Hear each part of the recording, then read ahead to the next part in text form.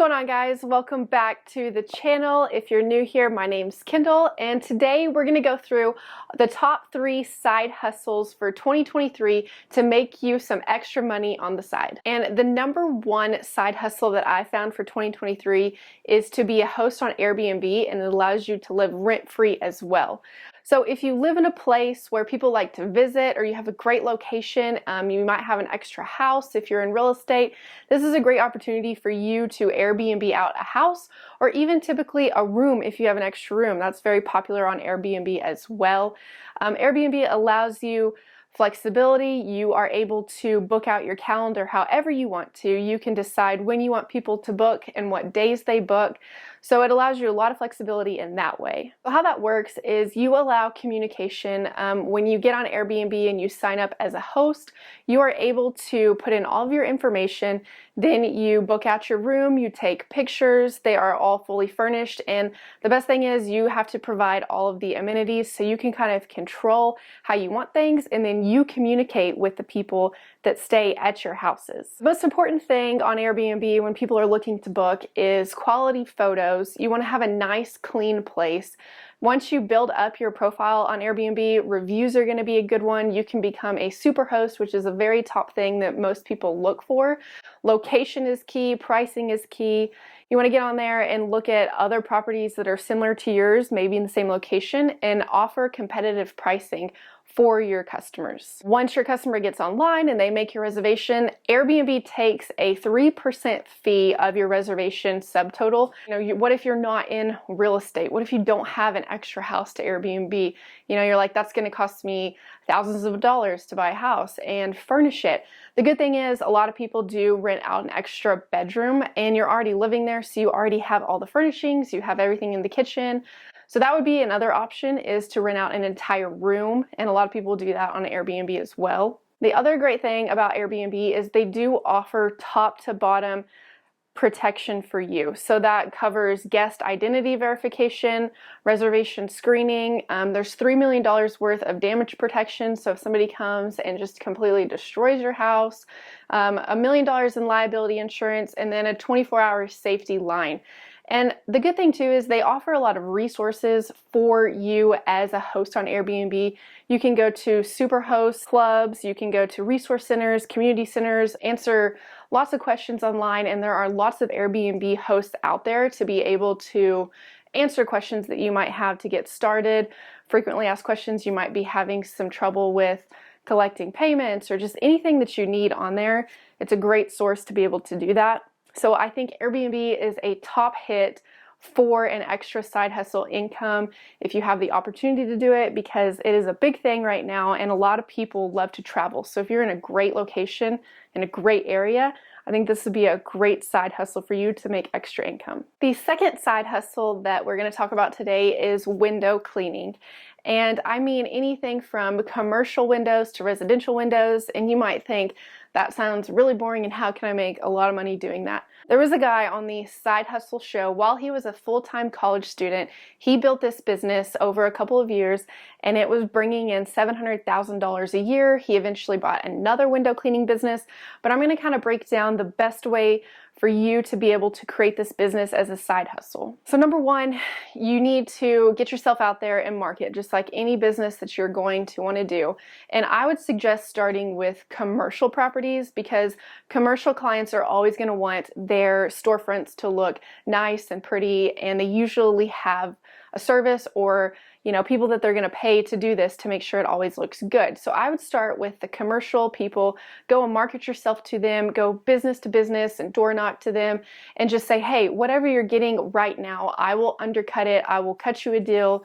I'm just getting started, so I'm trying to build my clientele, and then work out some sort of deal in that way for them. I would say before you get started in this, a good source would be probably YouTube. You could learn a lot of different tips and tricks from people talking about, mistakes that they made, better products that they use to clean the windows to be more efficient, because, it is time consuming. So you want to make sure that it is a fast process for you to go out and do as many locations and houses as possible to make the most amount of profit during your day. And the best part about this business is that your startup costs are super low.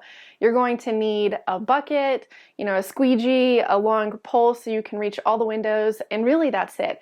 The best thing about this is that, yeah, the startup costs are low, but you can also advertise, and some places are probably pretty pricey with how they do this, and you can beat them because you're just getting started. So that's a great advantage that you have, is to offer competitive pricing. And like I said, as your business grows and the more clients you get, you start in commercial, maybe move to residential clients, and then you can offer them, monthly deals to where they this for 2 weeks. Another big tip when you're just getting started in the window cleaning business or just any business, I would suggest get on Google or Yelp, and that way you can build up clientele and customer reviews to where people, when they Google you, they can see photos and reviews from other previous customers of how your work is and how you do your jobs. One thing too that is also really interesting that would be a great tool is to find cleaning services on Yelp or Google and partner up with those people and say, hey, if you refer me, I'll give you 15%, because most people, when they do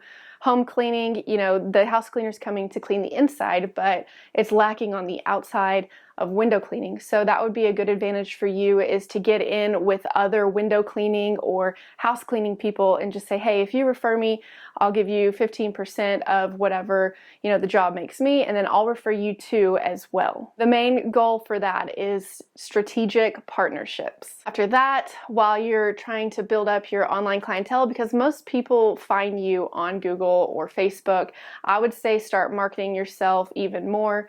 Create your Facebook page, and then as you generate income and you're making that money on the side, you can order t-shirts and you can have business cards. And that way, also when you're door knocking, you're able to give those people your business cards. Since you are a startup business, offer, discounts for your first time window cleaning. And that's a really good incentive for people to use you from the very beginning, since they're not going to be paying full price. You can set your rates for this business of window cleaning, but I would look around and see what is competitive and what other people are charging and kind of undercut that a little bit. You can be making anywhere from $35 to $45 an hour starting out, and then eventually make a couple thousand a month on the side, and get contracts with people. So as your business grows, get contracts with them and say, hey, I'm going to put you in a monthly contract or a 2-week contract. Whenever you want your windows cleaned is when I'll do it. So that way you have people binded to you and you can keep those repeating clients. Third and final side hustle for 2023 is home painting. And I'm probably biased towards this because I love to paint, and that's one of the big things that Bo and I started in our construction business. We did a lot of painting for a lot of clients, and it was somewhat relaxing and kind of meditating once you get the hang of it. But the best part about painting is that your startup costs are super low, and then your profits are really high in painting. There is a need for all the construction going on right now, and you can start new construction, you can start with just people needing their home remodeled. The best thing about painting is that you'll probably need maybe a ladder, you need some brushes, some rollers, painter's tape, drop cloths. It's very basic, and I would say probably all under $200. And then I would go out and I would start watching some people on YouTube, learn some techniques, learn different things that they do to make their paint jobs look really good. And then that will allow you to be able to make sure that you are giving your customers the best quality paint job. One thing that might help you out that's very interesting is Home Depot actually does offer free workshops, and they'll teach you different tips and tricks. If you're not an experienced painter, and when you first start, it is difficult to trim out and make sure your lines are perfect, and it can be time consuming to go out and tape everything off. But the more exposure and the more experience that you get doing this, the better you'll get at it, and then you'll be able to knock out a lot more jobs. A good tip would be to, before you get any clients and you start working on their house, would be to go and just start painting a room in your house and get experience doing that and learn some different things before you actually show up to someone's house to paint their room. If you have the time, you could go work alongside somebody else that's a painter, and the best thing is they already have experience and you can learn from them. And YouTube has tons of different painting videos and tips and tricks of how to do it as well. As far as advertising goes, it's the same thing. I would just make some business cards, go out and door knock. Another big one that I think would really get you a lot of business is to talk to real estate investors. Sometimes being a home, like a new construction painter, there's not a whole lot of profit in there because there's so much that a builder is going to pay you per square foot. But a real estate investor that's doing flip houses, rentals, they're going to keep you busy while, sometimes their budget is a little bit different in there, and new construction is going to want somebody really experienced. This is a side hustle.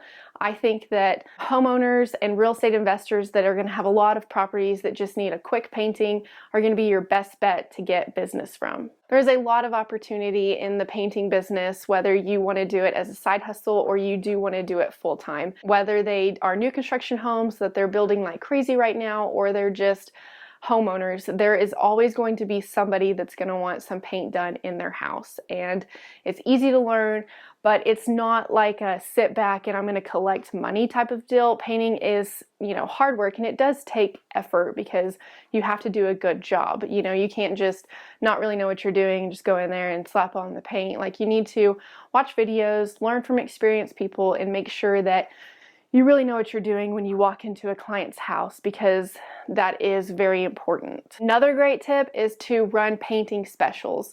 So advertise on your social media or your flyers or your business cards that you're running a special where you're going to paint a whole room for $200 or whatever it might be. Have your customers provide the paint, and then that keeps your costs low and your profit margins a little bit higher. So those are my top 3 side hustles that I would choose if I was going to be doing that for 2023. So I hope that gave you some good information. And if you have any questions about any other side hustles, because there are great ones out there, let us know. And I just appreciate your feedback and your support. So thank you so much.